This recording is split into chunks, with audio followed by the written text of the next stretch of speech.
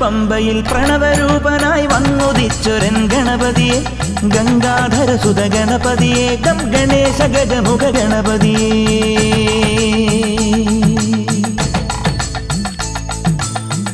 പമ്പയിൽ പ്രണവരൂപനായി വന്നുദിച്ചൊരൻ ഗണപതിയെ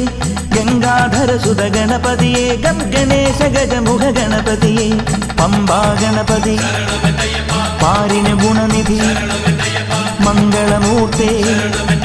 സിദ്ധിവിനായക ഇരുമുടിയോടെ ഞാൻ മല കയറുമ്പോൾ തുണയരു